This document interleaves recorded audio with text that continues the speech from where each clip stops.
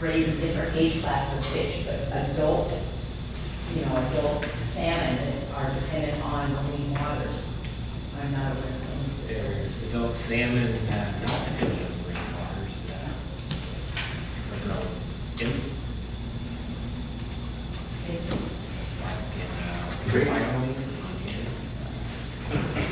I'm not aware.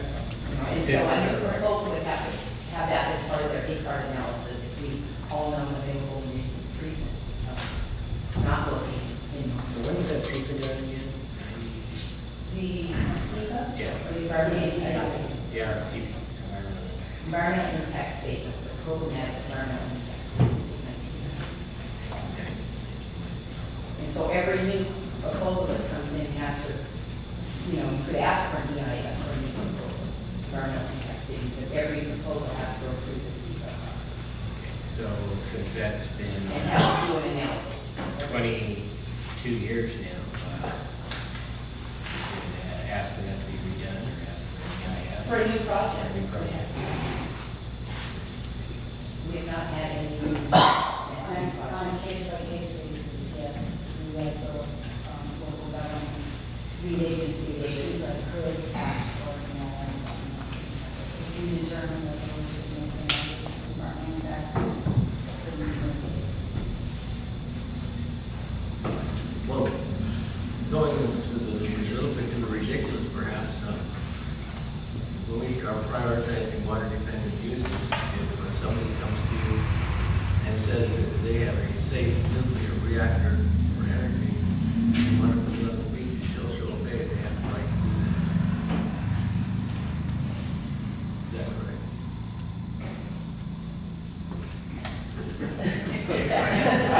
I don't think just someone saying they would have to go through the lead agency could demand an environmental impact statement and then go through the whole process of SEPA environmental impact, which is a lengthy process to prove through literature and scientific study that it is. I believe that's already been proven with other nuclear power plants. However, it's been found faulty, for example, in Japan. So I'm a little concerned about the ecology stand on that priority. Are you referring to the water dependency nature? I'm concerned about the water dependency nature and whether they have the That would be a right hard one for someone to argue that it was a water dependent use. for cooling. Well, They don't cool them with fans. You actually using marine water. Using the marine water Or or locate on. alternative. Or located on, they can locate it up, up on a hill, for example.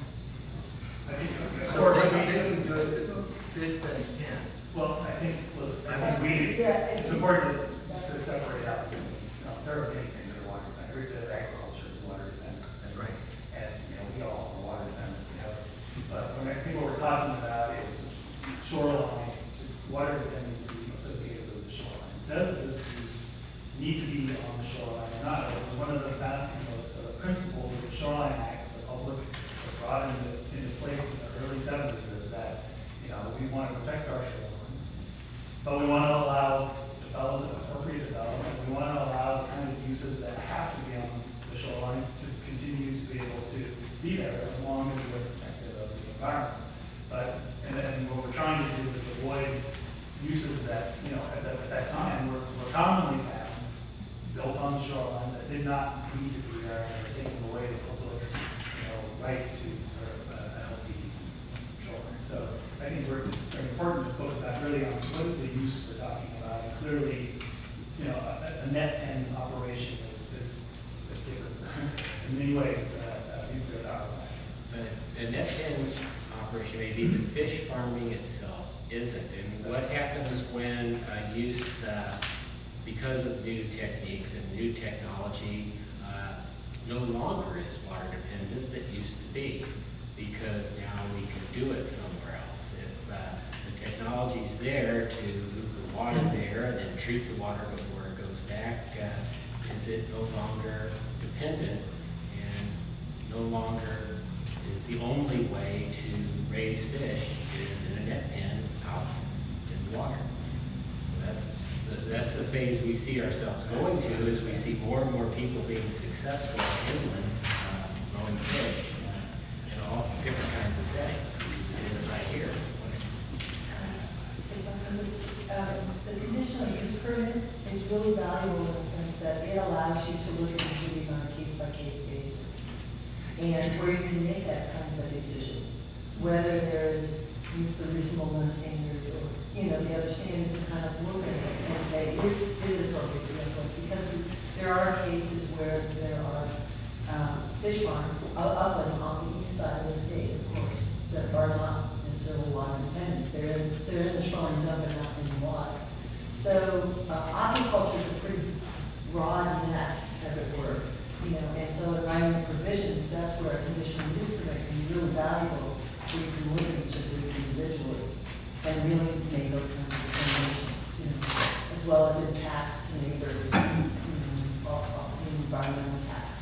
So it's a real kind of And we're familiar with that because we do that in other situations. And one of the criticisms I might get doing that is that creates uncertainty. That puts the decision off into another day. And I don't know if that can happen next to me or on my property or not, because you put it off to a future date for a conditional use permit where that decision will be made with criteria instead of having the certainty of knowing it can or can't happen here. So it does it puts it down the road rather than up front. This isn't necessarily my expertise, Jeffrey, but it's about the zoning environmental designations. The maps kind of helps you frame your opportunities. That puts together. So and that'll come up again in one of our other questions. So. Just on a follow-up on the CUP issue, Philip Morley, County Administrator. I believe looked at David Alvarez, our legal counsel, to steer me right on this. I think the operating presumption, however, with CUP is that it's an allowed use, and that the conditions are really about how you mitigate its impacts. But it's not quite so much a question about if it goes there, it's how it goes there. For example, they ran into that issue legally when inciting bright water as a conditional use. So really, I think what the commissioners are talking about is this appropriate to be in water?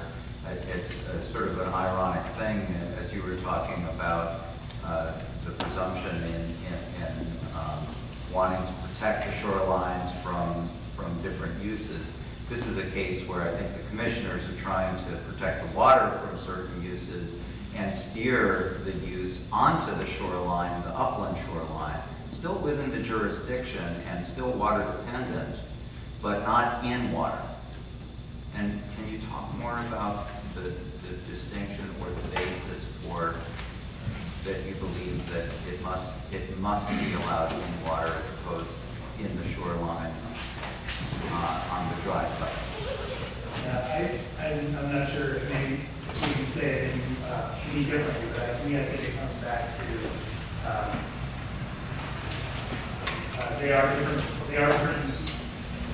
In one way you can look at them, and I think you can say, well, that's the same thing as just a different place. But I think there's probably an argument that a net pen operation in the marine water is going to be a different use than upland fish farm. And I maybe look to the technical folks to see if they agree with that. But so I think that's one thing. I think the reasonableness issue is, I guess I don't know how viable that alternative is. I guess I'm hearing that there aren't good examples of this of marine net pen operations in upland setting, but I think that's always something to look at. But I think in the end, still the question is going to be, does that matter? This is still a use that's dependent on the marine shoreline, preferred use under the Shoreline Management Act. And unless there is some overwhelming evidence that that use is inappropriate to the health of the marine environment, then it's still, that it should be allowed under the Shoreline Management Act. So I would ask, is it specifically called out and defined as a preferred use? Net pins are in any RCW or WAC?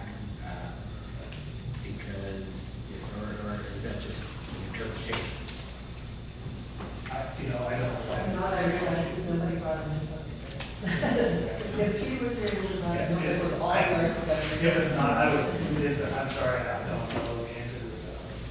But I think the question that, in the end, would be clearly these models support that net because they want to I think that one of the issues that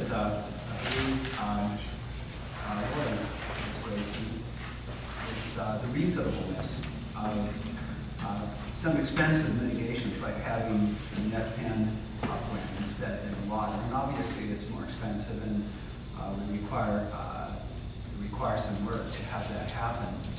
However, I was thinking, as we were talking about marine health, we go to great expense in issues of health. Requiring people to get vaccinations, for example, is an infringement upon personal freedoms.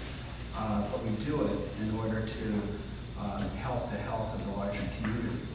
So I think that we've been thinking, yes, it may be difficult and it may be more expensive to not have the finfish aquaculture in the water, but we're very concerned about the health of the waters, particularly to the native salmon.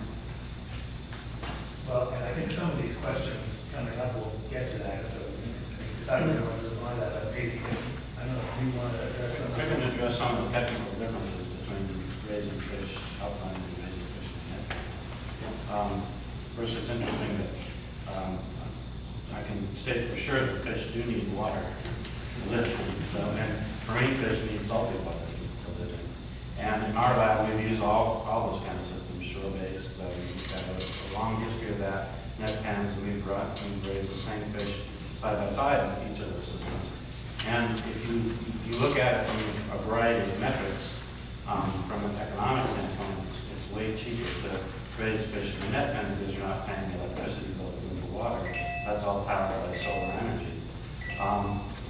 Likewise, if you do a life cycle cost assessment or a carbon footprint of a net pen is better than the carbon footprint of the shore-based, again, because of the energy, as well as the significant infrastructure. If you look at it just on the mass balance, stuff going in, stuff going out, they're the same. I mean, the same amount of feed goes in, the same amount of fecal material comes out. So I'm not sure that there's an advantage one way or the other there. With the contained systems in the water, how about the cost effectiveness of doing that? And because one of the things that allows it to be cost effective is you don't have to treat the pollutions. You just let it go in the water. So the dilution's the answer to pollution. And there's a lot of industries that could argue that they could do things cheaper if they were allowed to do that. Yeah, in this case, it's not so much the dilution is the end result of the pollution. And in fact, you have on either situation, you have an effluent going out, and in that effluent, you're going to have certain nutrients, carbon, nitrogen, phosphorus, so on and so forth. And it's not so much the dilution of those that happens in the effluent, but the incorporation into the ecosystem that happens with those. And that's going to be the same no matter whether it's on the shore or it's in the water. So those things are conserved. The species of one organism becomes two of another.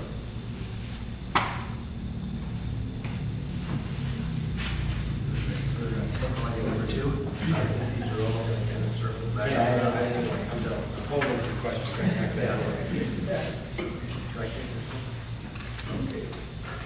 Would the state consider a prohibition on in-water finfish aquaculture as acceptable and legally defensible if there were detailed analysis and rationale to show where and why it is not an appropriate use in every reach of the marine shoreline?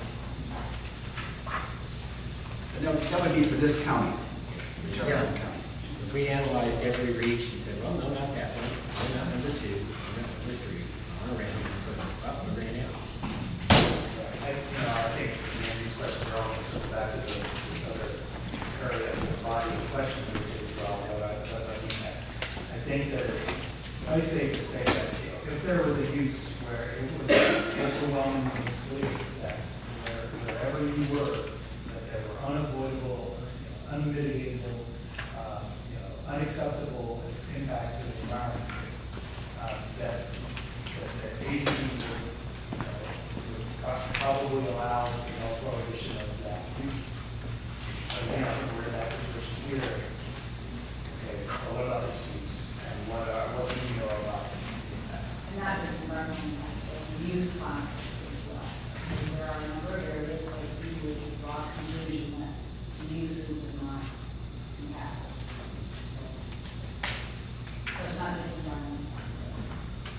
guess one of my questions follow up to this is, where does Ecology think there is an acceptable place